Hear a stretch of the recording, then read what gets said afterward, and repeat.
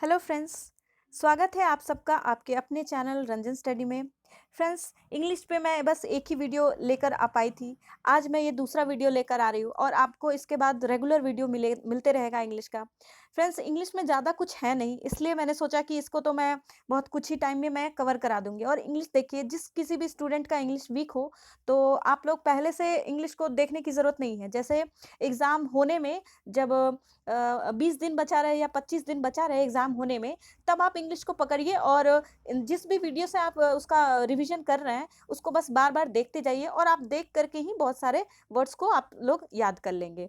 तो आप अपने इंग्लिश को वैसा रखिए कि 20 डेज़ में, 25 डेज़ में मैं बस जाऊँगा और वहाँ एग्ज़ाम में देखूँगा और मैं उसे बना लूँगा। ठीक है फ्रेंड्स?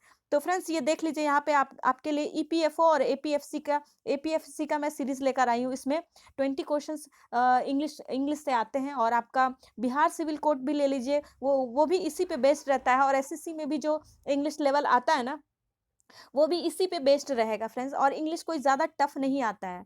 तो इस वीडियो में कोशिश करेंगे आपका कि ज़्यादा से ज़्यादा वर्ड जैसे एंटोनिम्स हो गया, सिनोनिम्स हो गया, इसका प्रैक्टिस हम आपका बहुत अच्छे तरीके से करा दें। कम से कम आपको मैक्सिमम 4 से 5 वर्ड एंटोनिम्स और सिनोनिम्स मिल जाएँगे। और बाकी जो क्वेश्चन्स एग्ज़ाम में जिस तरह से पूछे जाते हैं, बाकी सारे क्वेश्चन्स वैसे ही रहेंगे। आपको इस प्रैक्टिस सेट को देख के ये पता लगेगा कि एग्ज़ाम्स में ऐसे ही क्वेश्चन आएँगे और हमें इसी तरह प्रिपेयर करना है और एग्ज़ाम के लिए रेडी हो जाना है। तो चलिए फ्रेंड्स, स्टार्ट करते हैं आज का ये सीरीज़।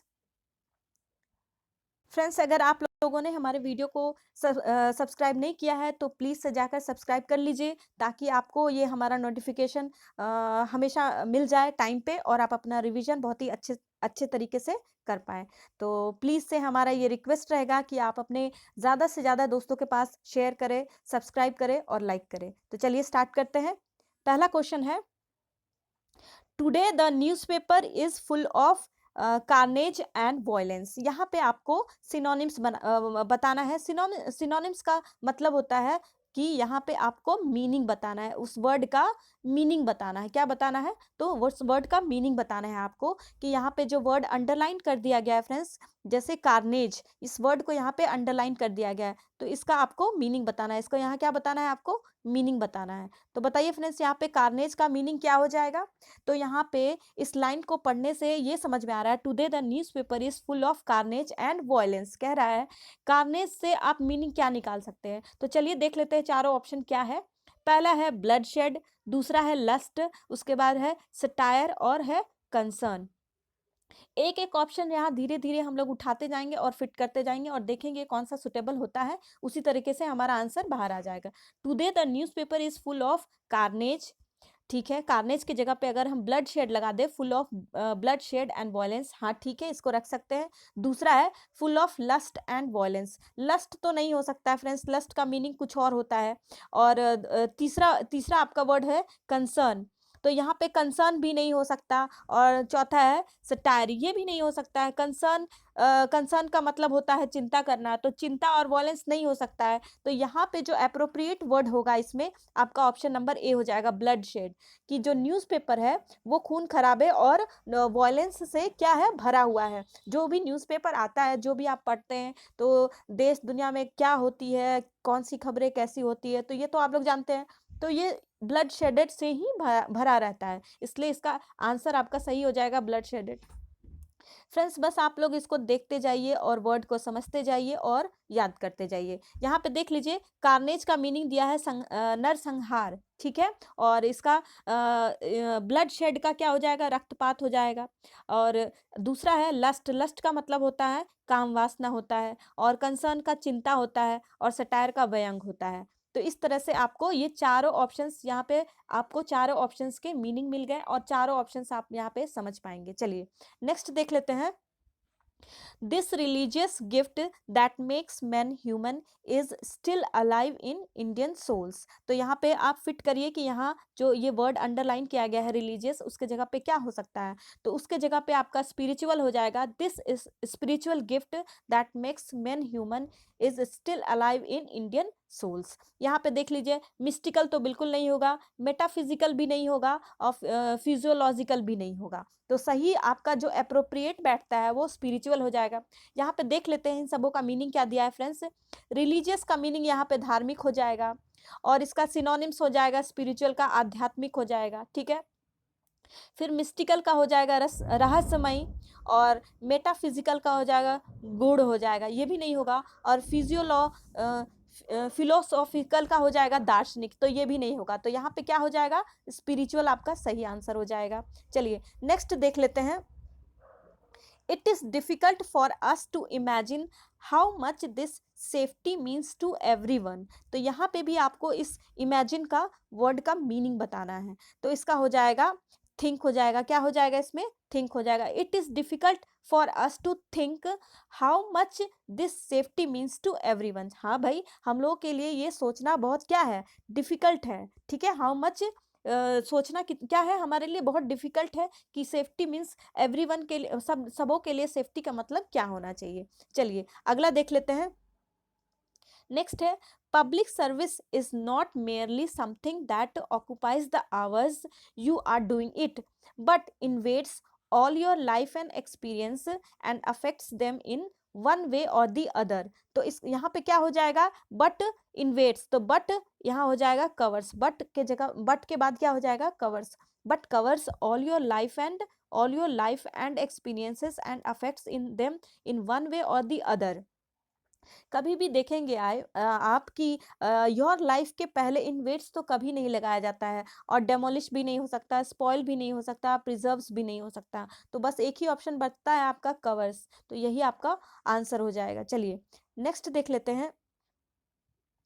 अगला है आपका, he was in the early part of the 20th century a staunch nationalist of the liberal fold. यहाँ पे आपको लिबरल का मतलब उसका मीनिंग बताना है। लिबरल का दूसरा मीनिंग यहाँ पे पुट करना है कि वो क्या हो जाएगा। प्रोफ्यूज, ठीक है, डॉगमेटिक और प्लेंटिफुल और टॉलरेंस, ठीक है। इन सबों का मीनिंग देख लेते हैं। लिबरल का मीनिंग हो जाएगा यहाँ पे आपका, लिबरल का मीनिंग क्या हो जाएगा, उदार, ठीक है। तो उदार से सेम टू सेम मीनिंग जो है वो किसका रेलेवेंट करता है, तो ये एक ही वर्ड है आपका, टॉलरेंट, जिसका मतलब भी होता है उदार। और बाकी सबका मीनिंग देख लेते हैं। प्रोफ्यूज का मतलब होता है प्रचुर, और डॉगमेटिक का होता है कट्टर, तो ये भी नहीं होगा। और प्लेंटीफुल का मतलब होता है बहुत ही ज्यादा मात्रा में, बहुत ज्यादा, ठीक है। तो एक ही वर्ड यहाँ पे है, टॉलरेंट। तो लिबरल का क्या हो जाएगा, सेम मीनिंग, टॉलरेंट हो जाएगा। इस तरह से आप इसको यहाँ पे फिल कर पाएंगे। चलिए नेक्स्ट देख लेते हैं।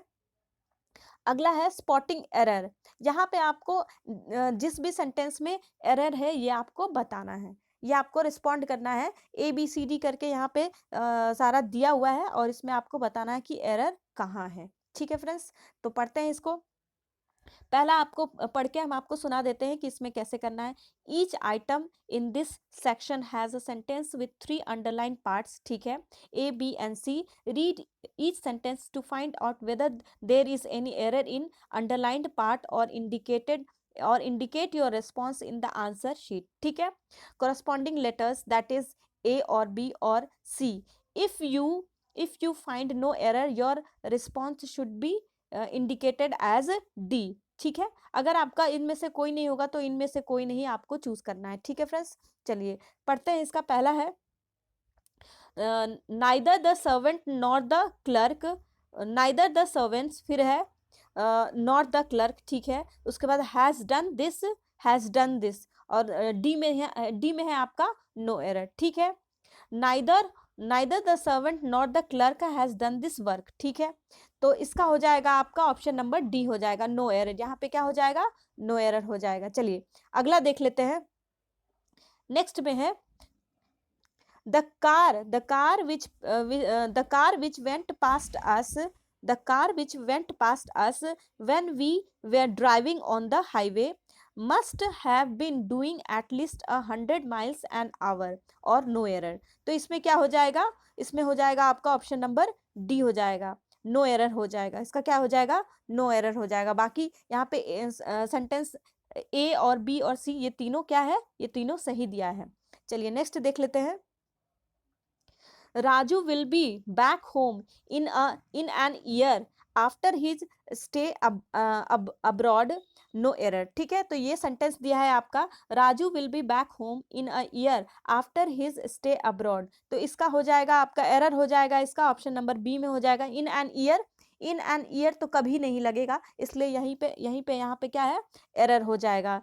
ठीक है, चलिए यहाँ पे होना चाहिए कि Raju will be back home with in an year, with in an year. यहाँ पे इन नहीं लगेगा, इन के जगह पे क्या हो जाएगा, विद इन लग जाएगा, विद इन एन ईयर हो जाएगा। चलिए नेक्स्ट देख लेते हैं, क्वेश्चन नंबर 9 है, I have much work to do और नो एरर। तो इस सेंटेंस में आपको क्या दिख रहा है, I have much work to do. तो ये हमें हमें हमें जहां तक लग रहा है I have much work to do, इस सेंटेंस में कोई भी गड़बड़ी नहीं है, ये तीनों सही है। तो यहाँ पे हो जाएगा आपका हो जाएगा option number D, no error हो जाएगा। चलिए नेक्स्ट देख लेते हैं, psychology did not develop into a science based off careful observation and experimentation until the last 1800s। और दिया है यहाँ पे नो एरर। तो इसका हो जाएगा आपका ऑप्शन नंबर बी में एरर है। इसमें क्या कह रहा है, तो psychology did not develop into a science, psychology इतना भी डेवलप नहीं हुआ है कि वो चेंज हो जाए किस में, साइंस में। Based on careful observation and experimentation until the late 80s। ठीक है, बेस्ड ऑन हो जाएगा यहाँ पे, यही आपका गड़बड़ है, बेस्ड ऑफ कभी भी नहीं होता है, यहाँ पे क्या हो जाएगा, बेस्ड ऑन हो जाएगा। तो यही आपका एरर है, तो ऑप्शन नंबर बी हो जाएगा। चलिए नेक्स्ट है फ्रेंड्स, यहाँ पे फिल इन द ब्लैंक्स आ गया है, आपको इस ब्लैंक को फिल करना है। चलिए क्वेश्चन देख लेते हैं, इसका पहला क्या है, पहला क्वेश्चन है, it's time you went out and dash your own living. तो यहाँ पे अप्रोप्रिएट वर्ड यहाँ पे आपको फिट करना है, तो पढ़िए यहाँ पे वर्ड क्या हो जाएगा, it's time you went out and afford your own living. Okay ठीक है, it's time to went out and earn your own living. ठीक है, ये हो सकता है। फिर तीसरा है, it's time you went out and gained your own living. ठीक है, it's time you went out and won your own living. तो ये सब नहीं होगा, यहाँ पे हो जाएगा आपका अप्रोप्रिएट आंसर अर्नड हो जाएगा। आपने खुद अर्न किया है अपने लिविंग को, मतलब कहने का मतलब है आप बाहर रह रहे हैं तो आप अपना जीवन चलाने के लिए खुद क्या कर रहे हैं, अर्निंग कर रहे हैं, मतलब कमा रहे हैं। इस सेंटेंस का मीनिंग यही होगा। चलिए अगला देखते हैं, the elephant felt into a dash the Hunter hand set. ठीक है, तो अब इस सेंटेंस का मीनिंग क्या हो जाएगा, तो यहाँ पे आपको सारा मीनिंग बता देते हैं। ट्रैक मतलब होता है कि जो रेलवे ट्रैक देखे हैं वो ट्रैक होता है, उसी को हम कहते हैं ट्रैक। और ट्रिक मतलब किसी को फंसाना, ट्रिक करना, जाल में फंसाना, इसका मतलब होता है ट्रिक करना। और ट्रैप ट्रैप मतलब होता है किसी के लिए जाल बिछा देना, ताकि जानवरों के लिए हम जाल बिछाते हैं तो उसमें उसको फंसाना, चाहे जानवर हो, चाहे चिड़िया हो, चाहे कोई भी हो, तो उसके लिए जो हम वहाँ पे ट्रैप मतलब जाल बिछाते हैं तो उसको हम ट्रैप कहते हैं। और ट्रंक वो होता है जिसमें हम सामान वगैरह रखते हैं।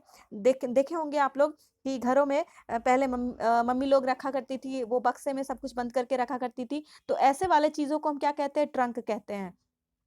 और ट्रंक का यहाँ दूसरा मीनिंग भी है कि ट्री के बार्क को भी हम क्या कहते हैं, ट्रंक कहते हैं। ट्री का जो लंबा सा जो नीचे जो स्टेम होता है ना, उसको भी हम ट्रंक बोलते हैं। चलिए, तो इसमें अप्रोप्रिएट आंसर हो जाएगा आपका, क्या हो जाएगा, the elephant fail into a trap, into a trap the hunters had set. तो यहाँ पे एलिफेंट को क्या किया जा रहा है, हंट किया जा रहा है, किसके द्वारा, हंटर्स के द्वारा। तो वो लोग क्या करेंगे, जाल बिछाएंगे, तो यहाँ पे हो जाएगा ट्रैप हो जाएगा। तो ये आंसर आपका सही हो जाएगा, ऑप्शन नंबर बी। चलिए नेक्स्ट देख लेते हैं, the dress isn't really tight, it will dash when you have वोन इट। इट विल हैव क्या हो जाएगा, इट विल हैव स्ट्रेच्ड। जो ड्रेस होता है, जो कपड़े होते हैं वो स्ट्रेचेबल होते हैं, तो ऑब्वियसली यहाँ पे आप लोग याद रखेंगे इस ड्रेस के मामले में क्या हो जाएगा, इस ड्रेस, जब भी ड्रेस की बात आएगी तो वो क्या होगा, स्ट्रेच होगा। ठीक है फ्रेंड्स, तो इसको इस तरह से आप लोग याद रख सकते हैं। चलिए अगला क्वेश्चन है, with his back to the old man, with his back to the old man, he stood at the windows. First clinched and his shoulders dash with his choked stabbing. तो बताइए यहाँ पे क्या होगा? तो यहाँ पे हो जाएगा आपका शोल्डर, कह रहा है कंधा। तो कंधे में क्या होगा भाई? वो किसी चीज से टकराएगा ही, तो कंधा उसका किससे टकराया? तो टकराने का क्या हो जाएगा इंग्लिश यहाँ पे? शुक हो जाएगा। तो इस हिसाब से आपका आंसर बी हो जाएगा। मूव, मूव मतलब हिलना होता है, तो ये बिल्कुल नहीं हो सकता। शिवर्ड मतलब कांपना, ये भी नहीं हो सकता। वाइब्रेट मतलब हिलना, जैसे फोन हमारा वाइब्रेशन में रहता है तो वो हिलता है, तो ये भी नहीं हो सकता है। तो शुक होना चाहिए इसका एप्रोप्रिएट आंसर। चलिए नेक्स्ट देख लेते हैं। The Beverade mother proudly received the gallantry award dash her brave son who had let down his wife in the recent war। अब कह रहा है कि एक ब्रेव मदर ने प्राउडली, उनको क्या मिला? उनको गैलेंट्री अवार्ड मिला। ठीक है, तो अवार्ड कैसे मिलता है? तो किसी के बिहाफ पे ही मिलता है ना। जब वो प्राउडली यहाँ पे लिख दिया है, ये वर्ड को पकड़ने का कोशिश करिए आप लोग। यहाँ पे क्या लिखा है? Proudly gallantry award on her brave son. तो मतलब वो उसका सन क्या हो गया? यहाँ पे शहीद हो गया है। तो ऑन बिहाफ ऑफ ही होगा ना, तो इससे पकड़ने का कोशिश करेंगे आप लोग। तो ये कैसे मिलता है? On behalf of her brave son who had laid down his wife in the recent war. हाल ही के वॉर में उसकी जान चली गई। तो on behalf of his son, उनकी माता को क्या मिला? अवार्ड मिला। कौन सा अवार्ड? तो गैलेंट्री अवार्ड मिला। चलिए नेक्स्ट क्वेश्चन देख लेते हैं। अब यहाँ से 5 क्वेश्चन, 4 से या 5 क्वेश्चन यहाँ पे आपका एंटोनिम्स हो जाएगा। यहाँ पे एंटोनिम्स का मतलब होता है अपोजिट। क्या बताना? अपोजिट मीनिंग बताना। ठीक है फ्रेंड्स, तो यहाँ पे आपको अब याद रखेंगे आप लोग, क्या बताना है यहाँ पे? तो आपको यहाँ अपोजिट मीनिंग बताना है। ठीक है, यहाँ पे साफ साफ लिखा है कि आपको अपोजिट बताना है। चलिए पहला क्वेश्चन देख लेते हैं। She always organizes lavish party on birthday। lavish मतलब होता है कि बहुत ही शानदार। बर्थडे पार्टी हम कैसे बनाते हैं? बहुत ही शानदार पार्टी बनाते हैं, उसमें बहुत सारे खर्चे करते हैं। ठीक है फ्रेंड्स, तो इस हिसाब से lavish मतलब होता है बहुत शानदार, मतलब खर्चीला। तो इसका उल्टा आपको बताना है, तो इसका उल्टा क्या हो जाएगा? फ्रुगल हो जाएगा। ठीक है, फ्रुगल मतलब होता है कम, बहुत कम, किफायती में। ठीक है फ्रेंड्स, तो इसका अपोजिट यही है। डिसेंट तो बिल्कुल नहीं होता है। डिसेंट हम किस किस जगह पे यूज करते हैं? कि कोई भी बंदा बहुत अच्छा हो, प्यारा हो, तो हम उसके लिए डिसेंट वर्ड यूज करते हैं। स्ट्रेंज मतलब हमारे लिए वो अजनबी है, तो ये बिल्कुल नहीं हो सकता। चीप वर्ड हम लोग यहाँ पे यूज नहीं करेंगे। वो इसलिए नहीं करेंगे कि चीप बहुत सस्ता हो जाता है, तो यहाँ पे सस्ते की बात नहीं हो रही है, इसलिए हम लोग चीप वर्ड यूज नहीं करेंगे। याद रखेंगे फ्रेंड्स, एग्जाम में फ्रुगल और चीप में आपको कंफ्यूजन होगा, इसलिए याद रखेंगे कि जब शानदार जब रहेगा, बहुत अच्छा, और मतलब अच्छा वाला पार्टी जब होता है जिसमें बहुत मतलब बहुत सारा खर्च किया जाता है, तो उस मैटर में हम लोग फ्रुगल यूज करते हैं, ना कि चीप यूज करते हैं। चलिए नेक्स्ट क्वेश्चन देख लेते हैं। नेक्स्ट है, the soldiers was greatly praised for his valour. ठीक है, तो इसका क्या हो जाएगा? इसका आपको अपोजिट बताना है। तो वेलोर का मीनिंग होता है आपका वीरता होता है। ठीक है, तो वीर का उल्टा क्या हो जाएगा? तो वीर का कायर होगा। तो कायर के हिसाब से यहाँ पे वर्ड पढ़ने का कोशिश करिए। कमीनेस नहीं हो जाएगा, सेल्फिशनेस नहीं, ये तो बहुत सेल्फिश है, मतलब बहुत मतलब अंदर से स्वार्थी इंसान को कहते हैं सेल्फिश, ये भी नहीं होगा। टैक्टलेसनेस ये भी नहीं होगा, और कामलेसनेस नहीं होगा। तो एक ही वर्ड आपका बचता है, कावर्डेंस। ठीक है, तो कावर्ड डाइस हो जाएगा। वेलोर का मतलब होता है वीरता, और कावर्ड मतलब होता है कायरता। ठीक है, अगला है, these reasons are very fertile. Fertile का मतलब होता है उपजाऊ, तो उपजाऊ का उल्टा क्या हो जाएगा? बैरन हो जाएगा। भाई क्या हो जाएगा? ये तो आप लोग ज्योग्राफी में पढ़ते आए हैं। फर्टाइल का क्या होता है? उपजाऊ होता है, तो उसका उल्टा हो जाएगा क्या? बैरन हो जाएगा। एरिड तो बिल्कुल नहीं होगा। एरिड वर्ड हम लोग यूज करते हैं डेजर्ट के लिए, तो ये बिल्कुल नहीं होगा। प्रोडक्टिव, यहाँ पे हम कुछ प्रोड्यूस थोड़ी कर रहे हैं जो प्रोडक्टिव होगा। स्टेराइल का भी ये यहाँ पे कोई मीनिंग नहीं है। स्टेराइल का होता है बांझ होता है। ये तो वर्ड हो गया आपका ह्यूमन बींग के केस में इसको यूज करना। यहाँ पे फर्टाइल के लिए हम ये यूज बिल्कुल नहीं करेंगे। तो यहाँ पे अप्रोप्रिएट आंसर आपका हो जाएगा ऑप्शन नंबर सी, बैरन हो जाएगा। चलिए नेक्स्ट देख लेते हैं। बहुत कम ही क्वेश्चंस बचे हैं फ्रेंड्स, बस जल्दी से इसको कंप्लीट कर लेते हैं। Some Sikh emigrants were detained at the airport। मतलब कुछ सिख मतलब सिक लोग, जो बीमार एमिग्रेंट्स थे, जो बाहर से आने वाले जो बीमार लोग थे, वे डिटेन्ड मतलब उनको रोका गया था। डिटेन्ड एट द एयरपोर्ट, उनको रोक लिया गया था। तो एमिग्रेंट्स का उल्टा क्या हो जाएगा? इमिग्रेंट्स का मीनिंग होता है अप्रवासी। तो इसका उल्टा आपका क्या हो जाएगा? तो इसका उल्टा हो जाएगा आपका नेटिव हो जाएगा। जो मतलब अप्रवासी मतलब बाहर से आने वाले लोग, और घर में रहने वाले लोग को क्या बोलते हैं हम? नेटिव कहते हैं। तो ये बाहर के रहने वाले लोग हैं, तो ऑब्वियसली इसका उल्टा क्या हो जाएगा? घर के रहने वाले लोग। ठीक है फ्रेंड्स, अगला देख लेते हैं। The questions were so elementary that anyone could pass the test. कहने का मतलब है क्वेश्चंस यहाँ पे सारे ऐसे थे कि कोई भी उसे देखते तो वो हर लोग, हर इंसान, हर स्टूडेंट उस एग्जाम को क्या करते? पास कर लेते, उस टेस्ट को क्या करते? पास कर लेते। तो एलिमेंट्री का ठीक उल्टा आपको यहाँ बताना है, मतलब अपोजिट वर्ड बताना है। एलिमेंट्री का अपोजिट क्या हो जाएगा? देख लेते हैं यहाँ ऑप्शंस। अनयूजुअल है, प्राइमरी है, नेटिव है और एडवांस्ड है। तो एलिमेंट्री मतलब बहुत ही ऐसे क्वेश्चन है, मतलब आसान क्वेश्चन है, साधारण क्वेश्चन है। तो इसके जगह पे क्या होना चाहिए? ठीक इसका उल्टा ले लीजिए, एडवांस क्वेश्चन होंगे। प्राइमरी तो बिल्कुल नहीं होगा, अनयूजुअल भी नहीं हो, एलिमेंट्री का ही मीनिंग हो जाता है अनयूजुअल। नाइव का भी मतलब यहाँ कुछ और ही होता है। नाइव का मतलब होता है अनुभवहीन, मतलब ऐसे क्वेश्चंस थे। अब अनुभवहीन क्वेश्चन रहेंगे तो ऑब्वियसली उसको कोई नहीं बना पाएगा, तो ये भी नहीं होगा। तो यहाँ पे एडवांस क्वेश्चन होंगे तभी तो उसको कोई पढ़ नहीं पाएगा, वो किसी के पल्ले नहीं पड़ेगा। इसलिए इसका एप्रोप्रिएट आंसर क्या हो जाएगा? ऑप्शन नंबर डी हो जाएगा। ठीक है फ्रेंड्स, आज इतना ही तक था। मिलते हैं फिर आपसे नेक्स्ट वीडियो में। देखते रहिए, आप लोग पढ़ते रहिए और आप अपना रिवीजन इसी तरह करते रहिए। और फ्रेंड्स प्लीज़ से रिक्वेस्ट है आप लोगों से, हमारे चैनल को आप लोग सब्सक्राइब करिए और अपने सारे फ्रेंड्स के पास शेयर करिए, ताकि आपको इसका नोटिफिकेशन बहुत ही तुरंत मिल जाए और आप इसका रिवीजन बहुत ही कम समय में कर पाएँ। Thank you.